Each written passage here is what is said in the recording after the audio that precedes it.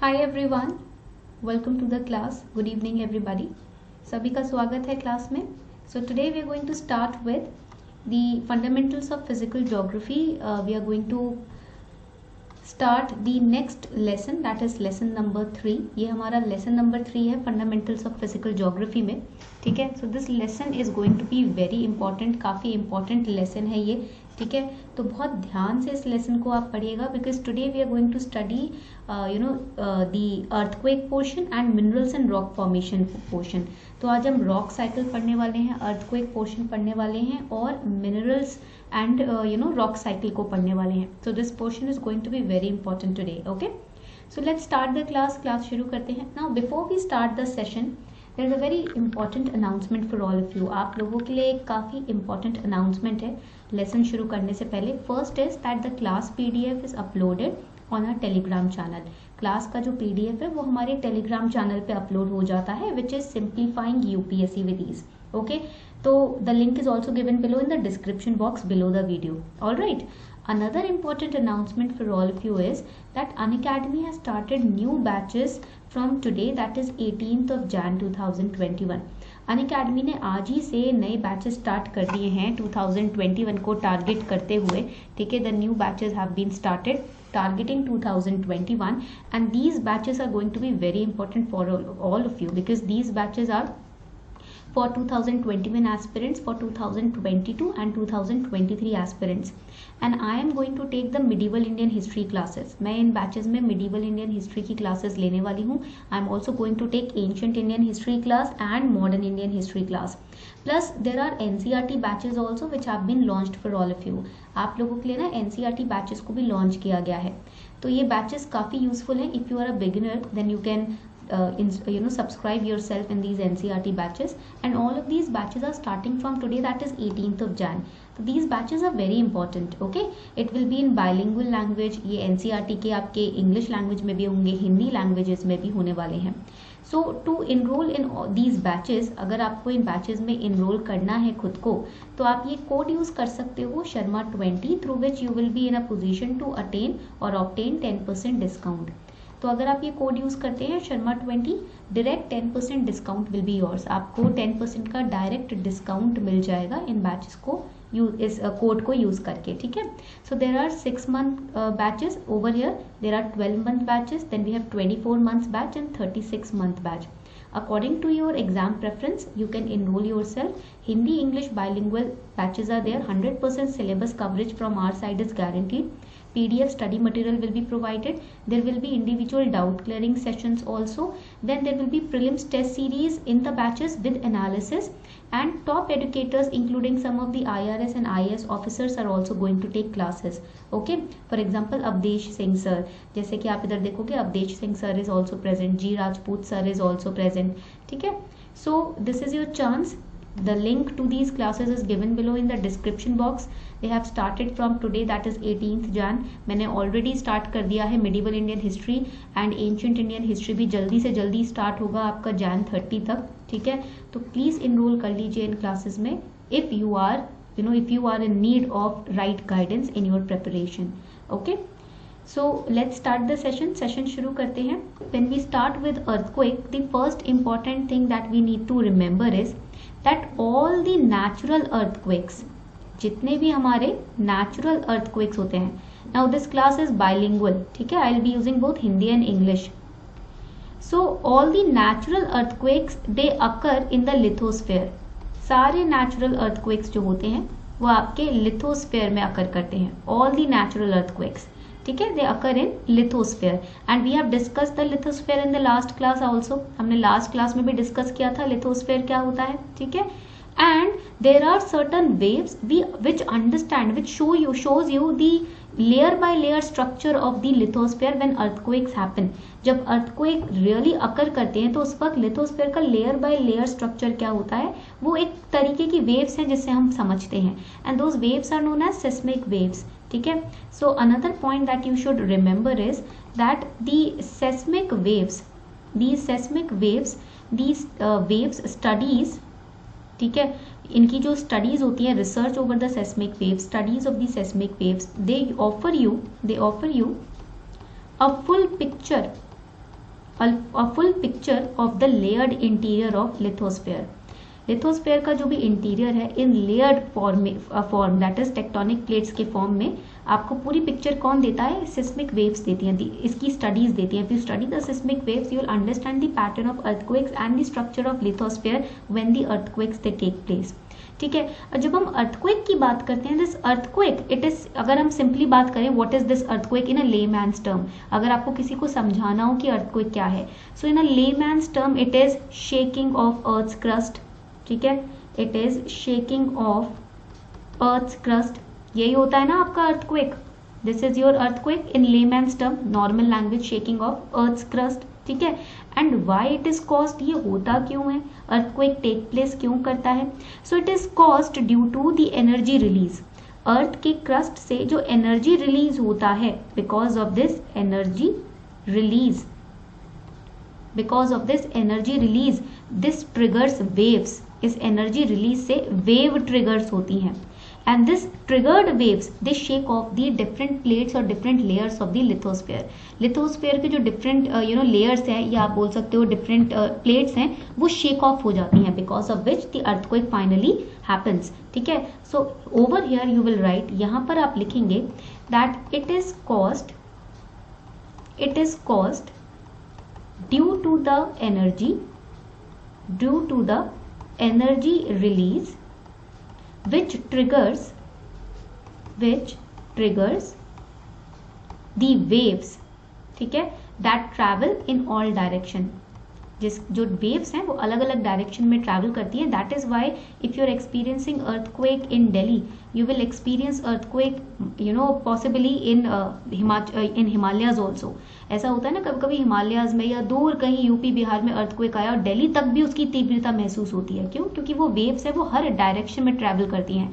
वो ऐसे डिफ्रेंसिएशन नहीं करती कि हम तो बिहार में आए हैं तो बिहार में रहेंगे, या हम मेघालय में हैं तो मेघालय में रहेंगे. तो waves travel irrespective of the states, irrespective of the regions, in all directions. That is why आप काफी दूर तक अर्थक्वेक के ट्रिगर को महसूस कर सकते हो. ठीक है. And this emanation of energy, we are talking about the energy release over here. So write it down. This emanation of energy, this release of energy, it occurs along a fault. एक दरार होती है, there is a kind of fault in the lithosphere. ठीक है. Because of that this energy releases, जिस fault के crack की वजह से, फॉल्ट की वजह से वो एनर्जी रिलीज करती है. And what is this fault? अब ये फॉल्ट क्या है? This is again important. So it is a sharp break, it is a sharp break in the crustal rocks. Earth के क्रस्ट में जो रॉक्स हैं उनमें जो ब्रेक्स होते हैं, उसमें जो दरार होती है उसको हम फॉल्ट बोलते हैं. ठीक है. And these rocks along a fault generally move in opposing directions. That is why this energy release happens, जिसकी वजह से ये एनर्जी रिलीज होती है. तो यहाँ तक बेसिक कॉन्सेप्ट समझ आ गया सभी को अर्थक्वेक का. If you have understood the basic concept please let me no. ठीक है. This is the basic concept of earthquake that you should remember. Okay. So over here you can see what is simply earthquake. Earthquake क्या होता है simply अगर हम देखें, so simply an earthquake in simple words is shaking of earth. यहाँ पर आप देखोगे it is shaking of earth in layman's term. एक लेमैन्स की टर्म, लेमैन की टर्म में, कॉमन आदमी की टर्म में it is shaking of earth. And it is a very natural event and it is caused due to release of energy which generates waves which are traveling in all direction. So over here you can see the energy is releasing and the waves are traveling in all direction. आप देख रहे हो यहाँ पर ये जो waves हैं वो सारे डायरेक्शन में ट्रैवल कर रही हैं, irrespective of the fact that there is ocean or there are mountains. ये भी नहीं देखा जाता, waves इतना नहीं देखती हैं कि ऊपर इनके ऊपर क्रस्ट पे, सरफेस पे ओशन है या माउंटेन्स है, हर डायरेक्शन में. So you can see tsunami also. Tsunami occurs why? Because oceanic bed में जो अर्थक्वेक होता है उससे सुनामी का संचार होता है. So tsunami is also a result और consequence of earthquake which happens deep inside the oceanic bed. Okay. And the vibrations are known as seismic waves. जो वाइब्रेशन होती है ना अर्थक्वेक की उसको मेजर किया जाता है. Those are seismic waves which are measured and these vibrations are generated from earthquakes. ठीक है. And the instruments which measure these seismic waves, these are seismographs. ठीक है. पॉइंट क्लियर हो गया सभी को? तो इनको हम सेस्मोग्राफ बोलते हैं. Now over here you have to understand that the location below the earth surface, यानी कि this is the earth surface and the location below the earth surface, ठीक है, वेयर द अर्थक्वेक स्टार्ट्स, जहां पर earthquake start होता है उसको हम हाइपोसेंटर बोलते हैं। The point where from where the earthquake starts is hypocentre and the location above the hypocentre is epicentre, यानी कि अर्थ के सरफेस के नीचे जहां से अर्थक्वेक का एनर्जी वेव्स रिलीज हुए वो आपका हो जाएगा हाइपोसेंटर, जहां से अर्थक्वेक बना। और ऊपर अर्थ की सरफेस पे, ठीक है, उसी के बिल्कुल पैरेलल, बिल्कुल ऊपर जो पॉइंट होगा वो एपीसेंटर कहलाएगा। Like in this particular image also over here we have the hypocentre, यहाँ पर हमारे पास हाइपोसेंटर हो जाएगा। और इसी के परपेंडिकुलर, यस, इसी के जस्ट ऊपर आपके यहाँ पर सरफेस पे ऊपर above the surface the point will be epicentre, और एपीसेंटर पे सबसे ज्यादा प्रभाव आता है। Epicentre is the centre where the earthquake, if any city और any population is situated on the epicenter then it will be impacted a lot। ठीक है, अगर कोई शहर या कोई बिल्डिंग एपीसेंटर के ऊपर है जस्ट, तो इसका मतलब अगर अर्थक्वेक आया तो वो सबसे पहले जो गाज है उसी पे पड़ेगी, उसी पे गिरेगी। ठीक है, सबसे पहले वही बिल्डिंग रहेगी या वही सिटी बर्बाद होगी। ठीक है, क्योंकि वहां इम्पैक्ट ज्यादा होगा, here the impact is highest. ठीक है, तो एपीसेंटर और हाइपोसेंटर में कंफ्यूज मत होना। ठीक है, the point where earthquake originates below the surface is hypocentre and इसके जस्ट ऊपर यहाँ पर जो पॉइंट है उसको हम एपीसेंटर बोलते हैं। These 2 points are clear. यहाँ तक पॉइंट्स क्लियर हो गए सभी को? ठीक है, अब आगे बढ़ते हैं। Now another important point that you should remember is the types of earthquake. एक और इम्पॉर्टेंट पॉइंट जो आपको याद रखना है वो है कि भाई कितने टाइप्स के, कितने प्रकार के अर्थक्वेक होते हैं। Because earthquakes, because of different landforms, earthquakes are also different, landforms different होते हैं। हमारे पास वॉल्केनोज हैं, ओशंस हैं, तो अर्थक्वेक्स भी डिफरेंट होते हैं। ठीक है, सो अर्थक्वेक के डिफरेंट प्रकार कौन कौन से हैं ये समझ लेते हैं। Let us understand the different types of earthquakes. ठीक है, तो before we do that please let me know if audio video is clear. अब शुरू करते हैं। टाइप्स ऑफ अर्थक्वेक की अगर हम बात करें, पहला होता है आपका tectonic earthquake. First is known as the tectonic earthquake. This is the first type, tectonic earthquakes. Now this is the most common type. ये जो है ये काफी कॉमन अर्थक्वेक है, the tectonic earthquake। जितना भी आप न्यूज़पेपर में ज्यादा से ज्यादा पढ़ते हो, बट टेक्टोनिक अर्थक्वेक का ही एक टाइप होता है। So it is the most common form of earthquakes and why it is caused, ये भाई क्यों होता है? So the reason is that it is caused by the movement of loose fragmented pieces of land on Earth's crust which are known as tectonic plates। ठीक है, tectonic plates की movement की वजह से, because of the movement of tectonic plates, ठीक है, this type of earthquake can be seen, movement of tectonic plates. ठीक है, and what are tectonic plates? अब ये टेक्टोनिक प्लेट्स क्या है? So these tectonic plates are loose fragmented, these are loose fragmented pieces of land। ठीक है, यहाँ तक आई गेस पॉइंट क्लियर हो गया है सभी को। So this is the most common type, ये आपका most common form of earthquake होता है। Second is known as volcanic earthquake. Second type is volcanic earthquake. ठीक है, this is the second type of earthquake, volcanic earthquake. ठीक है, अब volcanic earthquake क्या होता है भाई? अब ये थोड़ा लेस प्रेवलेंट है, it is very less prevalent type of earthquake, less common है ये, तो आप इसको भी लिख सकते हो। It is very less common और less prevalent compared to the tectonic earthquake. अगर हम कंपेयर करें टेक्टोनिक अर्थक्वेक से तो ये काफी कम होता है। ठीक है, सो दी वॉल्केनिक अर्थक्वेक, ठीक है, now these earthquakes happen before और after the eruption of a volcano. जब एक वॉल्केनो इरप्ट होता है ना, तो या तो ये उससे पहले आते हैं या उसके बाद आते हैं। दे टेक प्लेस बिफोर और after the eruption. So write it down, before और after the eruption of volcano, eruption of volcano. ठीक है, so such earthquakes are known as volcanic earthquake. Now how it is caused, ये होता क्यों है? ठीक है, कैसे होता है? What is the reason? When the magma leaving the volcano is filled by rocks being pushed to the surface, then we get the volcanic earthquake। And I told you that when the molten rocks are under the in the volcano, they are known as magma। when they come out, they are known as lava। okay, so जब magma जो होता है, जो volcano को अभी leave कर रहा है, छोड़ रहा है, ऊपर आ रहा है, it is filled by rocks but it is forcefully pushed to the surface। because of that impact volcanic earthquakes take place। that is the reason behind the volcanic earthquake। okay, now coming on to the next type of earthquake which is known as, I guess you have written down these important points. आपने ये points यहाँ पर लिख लिए थे, so I can erase them, right?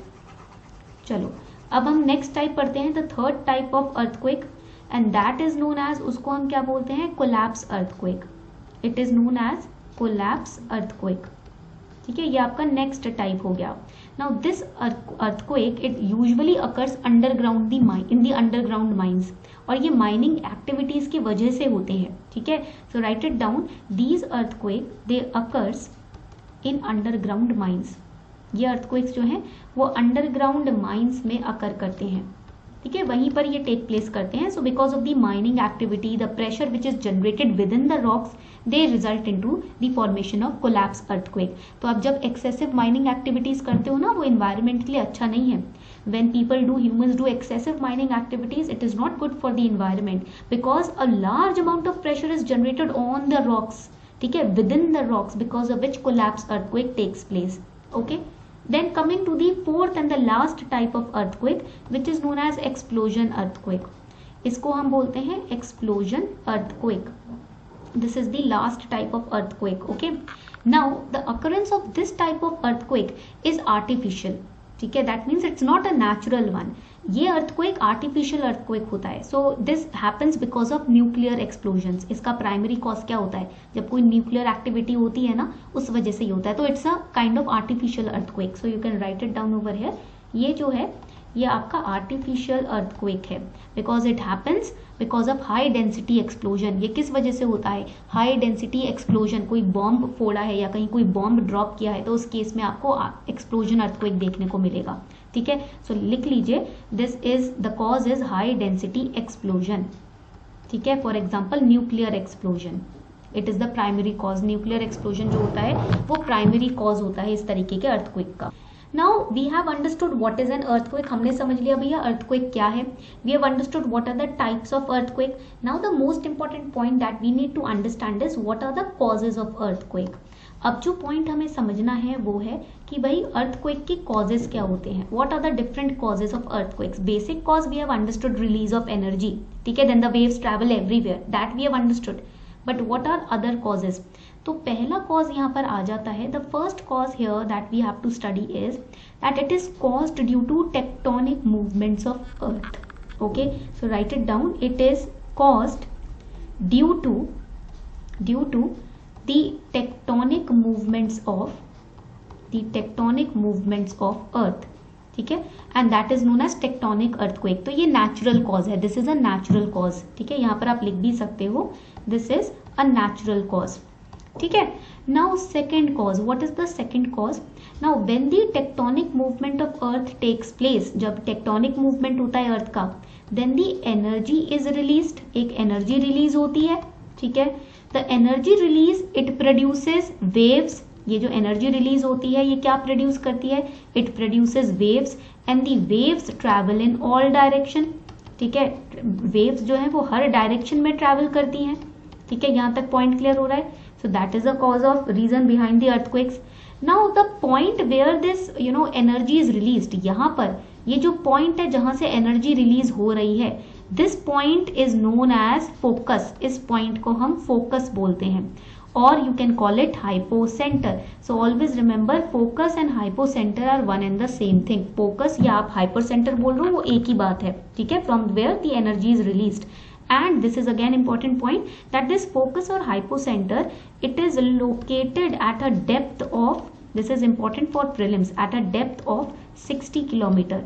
60 kilometre की गहराई से, अर्थ के सरफेस से 60 किलोमीटर की गहराई पर नीचे ये हाइपोसेंटर लोकेटेड होता है. ठीक है, and this causes a release of energy and the energy travels in all direction.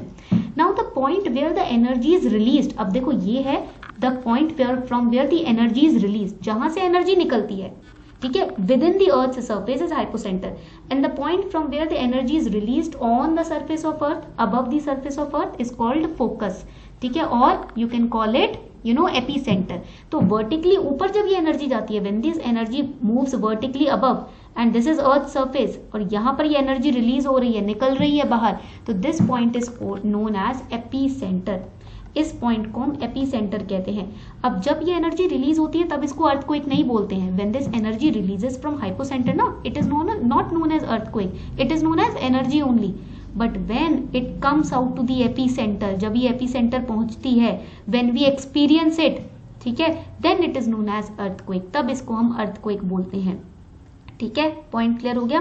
कभी कभी तो इंटेंसिटी होती है एनर्जी की, वो इतनी छोटी होती है कि पता ही नहीं चलता कि अर्थक्वेक भी आया है। Sometimes the intensity is so weak, sometimes the energy is so weak that the people, humans can not even realise that earthquake has come और वी हैव एक्सपीरियंस्ड अर्थक्वेक। ऐसा नहीं होता, पता ही नहीं चलता। बट कभी कभी इंटेंसिटी इतनी हाई होती है कि we feel that yes earthquake has occurred. ठीक है, तो ये आपके वेव्स बन के ऊपर आती है। The energy travels up in way of और in form of waves, waves की तरह ये पूरे सरफेस तक पहुंचती है। ठीक है, यहाँ तक पॉइंट क्लियर हो गया सभी को? ऑल राइट, चलो यहाँ तक पॉइंट क्लियर हो गया। We have understood tectonic earthquakes also, हमने टेक्टोनिक अर्थक्वेक्स भी पढ़ लिया, पैसिफिक रिंग ऑफ फायर भी पढ़ लिया, right. Volcanic earthquake also we have studied. Now let us understand the different waves. अब अलग अलग तरीके के ना वेव्स पढ़ लेते हैं। ठीक है, so there are different kind of waves, अलग अलग तरीके के वेव्स होते हैं। सेस्मिक वेव्स के भी अलग अलग पार्ट होते हैं। So over here you will write that the earthquakes और the earthquake waves, they are of basically two types. Basically earthquake waves जो हैं वो दो टाइप्स के होते हैं। First is known as the body wave, पहला टाइप है body wave. Second is known as the surface wave. ठीक है, these are the two broad categories of earthquake wave, body wave and the surface wave. Okay, now when we talk about body wave and surface wave, जब हम इनकी बात करते हैं, ये तो बेसिक टू टाइप्स हैं। ठीक है, अब इसमें क्या होता है, ये जो सरफेस वेव है ना, इसके भी अलग अलग टाइप्स होते हैं। First we have the P waves, सबसे पहले हमारे पास आते हैं पी वेव्स। नाउ पी का मतलब क्या होता है इधर, what do you mean by P over here? P means primary, P का मतलब होता है प्राइमरी। ठीक है, so these are also known as primary waves and they arrive at the surface, they are the first one, the first waves, write it down, the first waves to arrive at the surface. सबको visible है slide? Please let me know. So over here primary waves are the first waves that arrive at the surface, ये पहली waves हैं। Now what are the characteristics of P waves? इनका जो characteristics है ना, ये sound की जैसे होता है। ठीक है, their characteristics is like sound only, so write it down, इसको भी आप लिख सकते हैं that the characteristics is like sound की तरह characteristics होते हैं। ठीक है, because they travel through all three mediums. Why we are saying the characteristic is like sound? Because sound her medium के through travel करता है ना, चाहे solid हो, liquid हो या gas हो। So similarly the P waves also travel, write it down, it also travel through all the three mediums. This is important for prelims, आपको स्टेटमेंट वाइज क्वेश्चन देकर कंफ्यूज कर सकते हैं। So they travel through all mediums, सभी mediums के through travel करते हैं, whether it is liquid और सॉलिड और गैस। ठीक है, यहाँ तक I guess points are clear. So over here we have understood the P waves. Now ये जो वेव्स हैं they tend to vibrate parallel to the direction of wave propagation, as we can see over here also. आप यहाँ भी देख सकते हो, ये है पी वेव। ठीक है, and these waves are the P waves, diagram में आप देख रहे हो, these are the P waves. So these waves are responsible for elongating and squeezing of material. जो मटीरियल है सरफेस ऑफ अर्थ पर, जो मटीरियल इलोंगेट होता है या स्क्वीज होता है even within the surface of the earth, that is because of the P waves. ठीक है, and its medium is always undisturb, बिल्कुल ये अनडिस्टर्ब मीडियम के थ्रू ट्रैवल करते हैं। Plus you can see over here these waves are vibrating parallel to the direction of wave. ठीक है, they are vibrating parallel to the direction of the waves propagation. This causes density difference. इस वजह से देखो, आप यहाँ देखोगे density difference है, because of which we have density difference in the material through which they are traveling. Okay, so these are the P waves. Now coming on to the S waves. अब बात करते हैं यहाँ पर हम S waves की। तो अब ये है आपका S wave. S waves they are known as secondary waves. इनका फुल फॉर्म क्या होता है? ये होते हैं आपके secondary wave. ठीक है, अब इनका जो मीडियम है वो अनडिस्टर्ब्ड नहीं होता। ठीक है, इनका मीडियम डिस्टर्ब्ड होता है, as you can see over here. ठीक है, so S waves arrive after some time after the happening of earthquake, मतलब अर्थक्वेक हो गया उसके बाद वेव्स ऊपर सरफेस पे पहुंचेंगी। So they take a longer time to reach the surface. P waves are the first one to reach the surface. S waves they take a long time. They take a huge time to reach the surface. So once the earthquake has occurred, afterwards they will reach the surface, ठीक है, तो इसलिए इसको secondary wave बोलते हैं। फिर आप देखोगे वेव लेंथ में इनका डिफरेंस कितना है। So very significant characteristic of S wave is that it can travel only through solid medium, यानी कि ये ओशनिक रीजन में आपको नहीं दिखेंगी। In the oceanic region you will not find S waves, ठीक है। तो P waves travel through solid also, liquid also, gas also. So P waves are seen in oceanic regions also, ठीक है, ocean में भी आपको पी वेव्स दिखेंगे। But S waves जो हैं वो सिर्फ आपको सॉलिड के मीडियम के थ्रू ट्रैवल करती हैं। So you will find it near the continental areas, okay. And the direction of vibration of S wave is perpendicular to the direction of wave propagation, ठीक है। आप यहाँ देख सकते हो the direction is perpendicular to the wave. S waves का direction wave के direction से परपेंडिकुलर रहता है, ठीक है। पॉइंट क्लियर हो रहा है सभी को यहाँ तक? सो इट क्रिएट्स क्रेस्ट, इस तरीके के deep hollow levels falls create करता है, ठीक है। पॉइंट क्लियर हो गया? That is why it takes a lot amount of time to reach the surface, इसलिए इसको काफी समय लगता है सरफेस तक पहुंचने में, ठीक है। अब एक और कॉन्सेप्ट आता है, वो कॉन्सेप्ट है आपका शैडो जोन का। There is one more concept known as shadow zone, ठीक है। This concept is important for prelims. Now what is shadow zone? अब ये शैडो जोन क्या होते हैं?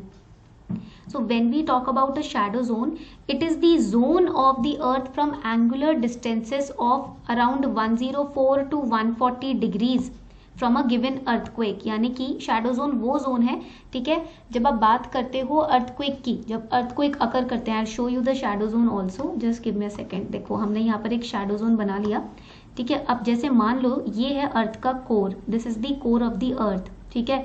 Over here the earthquake has occurred, यहाँ पर अर्थक्वेक हुआ है, ठीक है। तो आप यहाँ पर देखोगे एक जोन तैयार हो जाएगा like this, there will be a zone which will be created, ठीक है। आप इसको बना सकते हो। सो ये जो एंगुलर डिस्टेंसेस पे कोर के, अर्थ के कोर से जो आपको एरिया दिख रहा है, this is known as the shadow zone, ठीक है। ये जो मैं एरिया बना रही हूँ, this is known as the shadow zone from the angular distance from the core, earthquake के पॉइंट से कोर तक के बीच में यहाँ पर आपको जो एंगुलर डिस्टेंस दिख रहा है, this is the shadow zone, ठीक है। ये आपका शैडो जोन कहलाता है।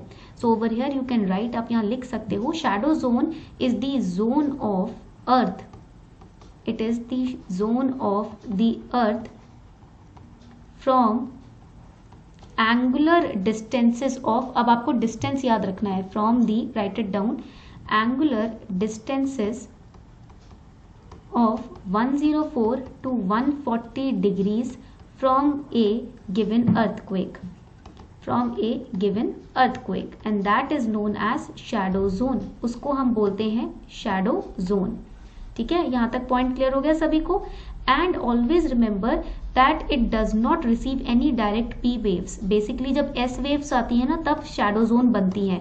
पी वेव्स के दौरान शैडो जोन नहीं बनती हैं, ठीक है, इतनी प्रोमिनेंटली नहीं दिखती हैं। These are result of S waves, ठीक है। तो shadow zones are a result of S waves and not P waves. This is again important for your prelims, ये आपके इन्फॉर्मेशन प्रीलिम्स के लिए काफी इंपॉर्टेंट है, ठीक है।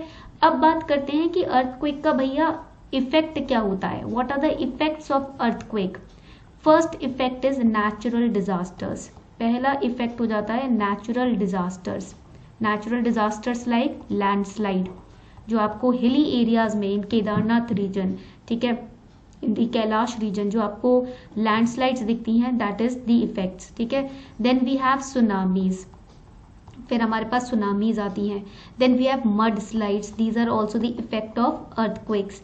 देन वी हैव एवलांच, ठीक है, यानी कि जो आपको माउंट एवरेस्ट पे दिखता है ना, ठीक है, सो that is also a type of natural disaster, ठीक है, उसको भी हम नेचुरल डिजास्टर बोलते हैं। स्नोफॉल जो होता है आपके माउंटेन से। Then another effect is that disparity of, write it down, the disparity in ground settlement, ठीक है, इन दी सेटल्ड एरियाज, जितने भी सेटल्ड एरियाज है, ठीक है, तो वहां पर आपको दिखेगा disparities. Obviously the houses they get shattered, okay, shaking of ground. Then we have another effect that is ground lurching and displacement, ठीक है, ground lurching, it is known as ground displacement also. Then we see floods and fires, ठीक है, they also take place, plus infrastructure collapse होता है, ठीक है। These are all the effects of earthquake, ये सारे ना earthquake के effects होते हैं, ठीक है। अब जब हमने अर्थक्वेक पढ़ लिया, shadow zone we have studied, earthquake we have studied, different waves we have studied, another important point is how do we know that it's an earthquake and what is its magnitude. हमें कैसे पता चलता है कि earthquake है और उसका magnitude भी हमें पता चल रहा है, कैसे पता चल रहा है? See all the earthquakes they are different in their intensity. हर अर्थक्वेक जो है वो अपनी इंटेंसिटी में एकदम डिफरेंट होता है, अपने मैग्नीट्यूड में बिल्कुल डिफरेंट होता है, ठीक है। So there are different instruments which are used to measure the earthquake. हर अर्थक्वेक के इंटेंसिटी को, वाइब्रेशन को मेजर करने के लिए सेस्मोग्राफ यूज किया जाता है। So the instrument is seismograph which is used to measure the vibrations of earthquake. ये वाइब्रेशंस को मेजर करने के लिए यूज किया जाता है, ठीक है। And there are two kinds of scales on which the vibrations are measured. दो तरीके के स्केल्स होते हैं जिसपे वाइब्रेशन को मेजर किया जाता है। First scale is known as magnitude scale. एक जो स्केल होता है उसे हम मैग्नीट्यूड स्केल बोलते हैं, ठीक है। Second scale is known as intensity scale, ठीक है। सेकंड स्केल है आपका intensity measuring scale. Now magnitude scale में example can be the Richter scale that you must have heard in the news also. आपने न्यूज में पढ़ा भी होगा, सुना भी होगा रिक्टर स्केल के बारे में, ठीक है। So Richter scale measures the magnitude of earthquake, ठीक है। अर्थक्वेक का जो मैग्नीट्यूड है उसको मेजर किया जाता है रिक्टर स्केल के द्वारा। Okay, now over here the energy which is released during a earthquake, it is expressed in absolute numbers. Another important point, ठीक है। तो energy which is released, the energy which is released during an earthquake, एक earthquake के दौरान जो energy release होती है, it is expressed in absolute numbers. कोई decimal नहीं होता, there is no decimal or fraction. Absolute numbers are used to express it. That is from 0 to 10. This is important for prelims. 0 से 10 absolute number में energy को measure किया जाता है, ठीक है। And when we talk about intensity scale, जब हम बात करते हैं intensity scale की, so in intensity scale you have to remember that there is a scale called, write it down, Mercalli scale, ठीक है, which measures the intensity of the earthquake, ठीक है। It measures the visible damage caused due to the earthquake. Intensity कैसे measure होगा, कितना large scale damage किया earthquake ने, वो देखा जाएगा, that will be checked. And it is the intensity, it is expressed again in absolute numbers, absolute numbers में express किया जाता है, but the range is from 1 to 12। इसका जो रेंज होता है वो 1 to 12 होता है। So Richter scales range is from 0 to 10, ठीक है। And the range of Mercalli scale is from 1 to 12। ये पॉइंट आपको प्रीलिम्स के लिए याद रखने हैं। These points you have to remember for your prelims, ठीक है। यहां तक पॉइंट क्लियर हो गया सभी को? ओके, चलो। Now there is another important point, एक और इंपॉर्टेंट पॉइंट है अर्थक्वेक्स के बारे में। It is also based on depth of focus, ठीक है। Write it down that earthquakes they are also based on depth of focus, ठीक है। This is again very important. Focus means मैंने आपको बताया जहां से एनर्जी रिलीज होती है, that is the hypocentre from where the energy releases, ठीक है। सो on the basis of the depth of focus below the surface of earth, earthquakes are also divided into 3 types. So earthquakes जो है वो 3 zones में divided है, they are divided into 3 zones. First is known as shallow, पहले को हम बोलते हैं shallow, ठीक है। Then second is known as intermediate, second type is known as intermediate, and the third type is known as deep, third को हम deep बोलते हैं। Now shallow earthquakes are those earthquakes who have focus of 0 to 70 kilometre deep, यानी कि अर्थ के surface से 0 से 70 kilometre तक की गहराई में जिसका फोकस होता है उसे हम shallow earthquake बोलते हैं। In the intermediate earthquake it has a focus of 70 to 300 kilometer deep, okay, and the deep earthquake focus is 300 to 700 kilometer deep, ठीक है। So these are the different categories of earthquakes, ठीक है, which are based on the depth of focus, ठीक है। उसको हम deep earthquake बोलते हैं। और ऐसा माना जाता है, देखो हमने अभी पढ़ा था शैडो जोन, ठीक है, शैडो जोन पढ़ा था हमने। अब ऐसा माना जाता है कि ये जो डीप अर्थक्वेक होता है ना, इसका भी एक सेपरेट जोन होता है। This deep earthquake also has a separate zone which is known as Wadati Benioff zone. जिसको हम वादाती वेनी ऑफ जोन बोलते हैं. This is very important. So the deep earthquakes they are produced in this zone. इस zone में deep earthquakes बनते हैं. It is a zone of subduction. It subducts the energy. ठीक है, तो यहाँ पर जो डीप अर्थक्वेक्स हैं वो काफी कॉमन होते हैं. प्लस जो भी अर्थक्वेक्स इस जोन में बनते हैं वो बहुत पावरफुल होते हैं. They have the capacity of destroying almost a particular country. ठीक है, the earthquakes which are build up और produced in the Wadati Benioff zone, they are the most disastrous earthquake. सबसे ज्यादा खतरनाक अर्थक्वेक होते हैं because there is a subduction thrust in the fault of these earthquakes which subducts everything on the surface. ठीक है, तो सबसे ज्यादा खतरनाक होते हैं इस तरीके के अर्थक्वेक जो वादाती बेनी ऑफ जोन में अकर करते हैं. ठीक है, यहाँ तक पॉइंट क्लियर हो गया सभी को? Please let me know if the points are clear. ठीक है, तो ये तो आपका हो गया earthquake. Okay, so now we are going to start with, अब हम स्टार्ट करने वाले हैं अपना मिनरल्स एंड रॉक्स से. Now we are going to start with the minerals and rocks. ठीक है, this is again very important but for prelims only. ये वाला जो चैप्टर हम पढ़ने वाले हैं ना, ये आपके प्रिलिम्स के लिए बहुत इंपॉर्टेंट है, मेंस के लिए नहीं, प्रिलिम्स के लिए. ठीक है, so let's start with the minerals and rocks. इस चैप्टर से स्टार्ट करते हैं. Before that here is a small announcement for all of you. आप लोगों के लिए एक छोटी सी अनाउंसमेंट है that Unacademy has launch the iconic subscription. As you all know, आप लोगों को पता है ना अनअकैडमी की आइकॉनिक सब्सक्रिप्शन भी है. तो आइकॉनिक सब्सक्रिप्शन में क्या है कि यहाँ पर आपकी प्रिपरेशन को हम नेक्स्ट लेवल पर लेकर जा रहे हैं through providing the personal coach to you. हर एक बच्चे को एक पर्सनल कोच मिलेगा यहाँ, who will be guiding the student right from the prelims till interview. ठीक है, and we will be also launching mains question and answer practice. देखो आपके जो नॉर्मल को पैचेज हैं उसमें आपको प्रीलिम्स के टेस्ट सीरीज मिलेगी, बट आइकॉनिक में आपको मेंस इवैल्यूएशन भी मिलेगा. Every day your mains answers will be evaluated. आपको गाइड किया जाएगा through a personal coach who will evaluate your answers. Okay, and you will be provided a study planner as well, ताकि आपके time table तैयार किया जा सके और dedicatedly you can follow your time table. And the expert guidelines, the IAS IPS officers will be giving you the expert guidelines in this iconic subscription. तो daily live classes हुआ करेंगी, recorded classes भी हैं, there are structured courses, unlimited access. आपने जिस period के लिए subscribe किया है you can access your courses through that period. And the prices are increasing from 25th of Jan 2021. 25 Jan से ना प्राइसेस स्टार्ट हो रहे हैं. So if you wish to subscribe to iconic then you can use this code Sharma20 to get 10% off on your subscription. इस code को use करके आपको 10% of मिल सकता है. ठीक है, also if you do not want to subscribe to Iconic, there are normal plus batches also which have been launched and they have started from today, that is 18th Jan. आपके 18th Jan से यानी कि आज से नई classes शुरू हो गई हैं. I started taking medieval Indian history class also. तो मैंने मिडिवल इंडियन हिस्ट्री की क्लास लेनी शुरू कर दी है.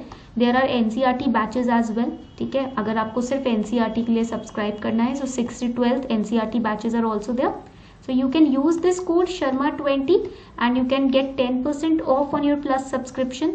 ठीक है, और यही सारी क्लासेस आपको प्लस पर भी मिल सकती हैं with PDFs and doubt clearing sessions as well. Okay, so I have given you the link also in the comment section. उसको यूज करके आप सब्सक्रिप्शन ले सकते हैं.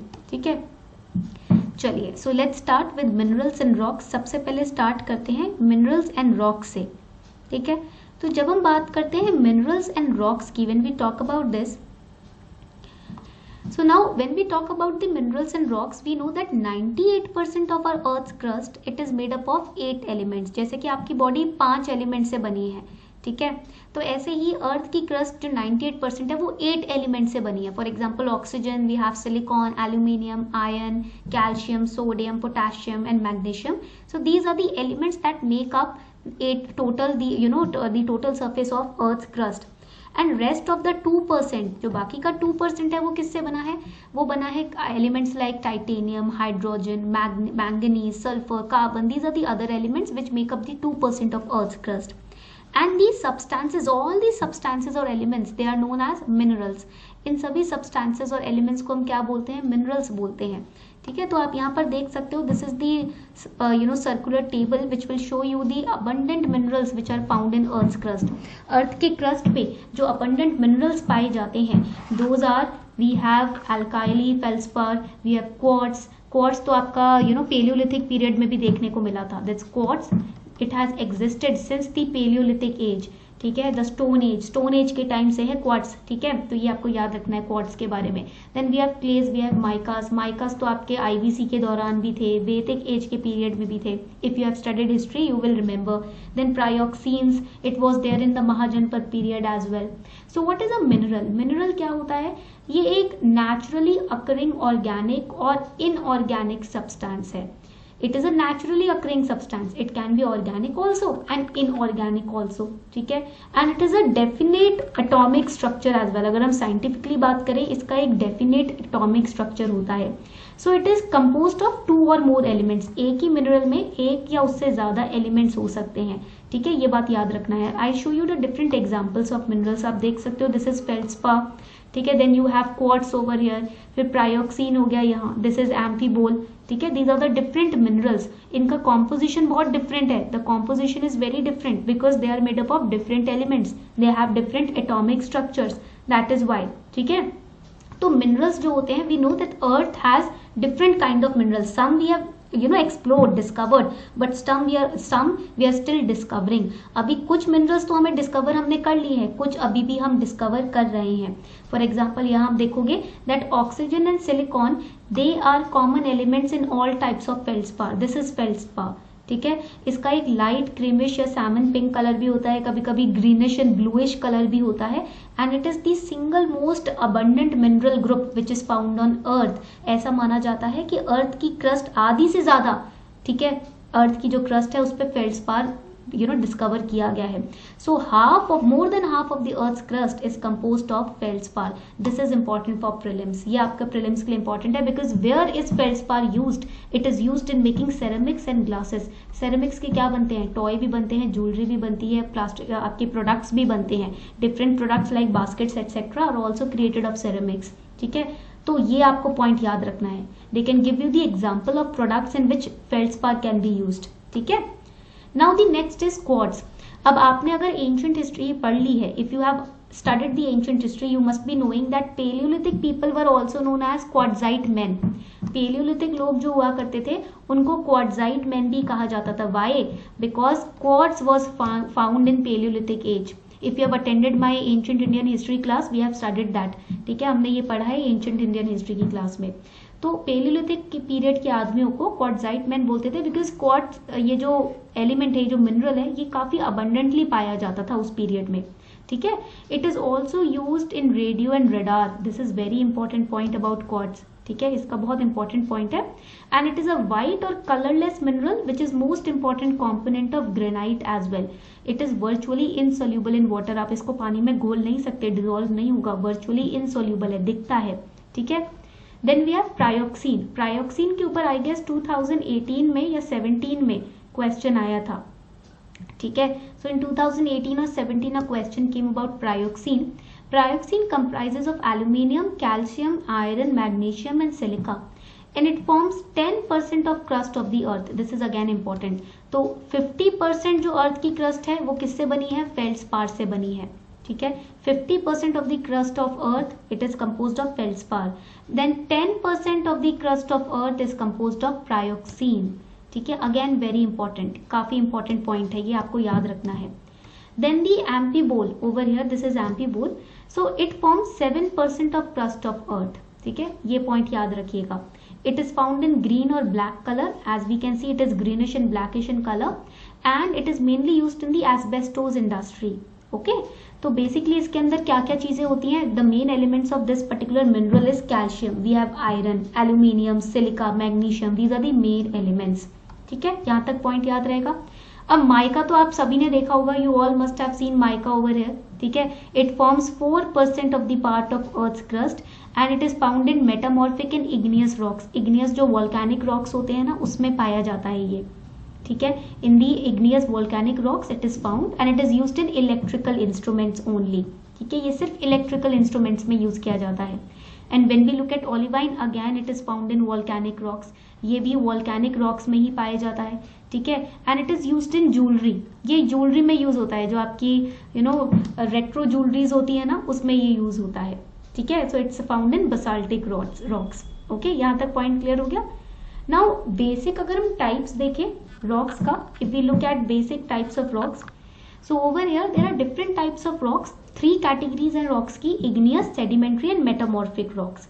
तो I have given you the example with the picture over here, मैंने आपको example दिया है पिक्चर के साथ साथ.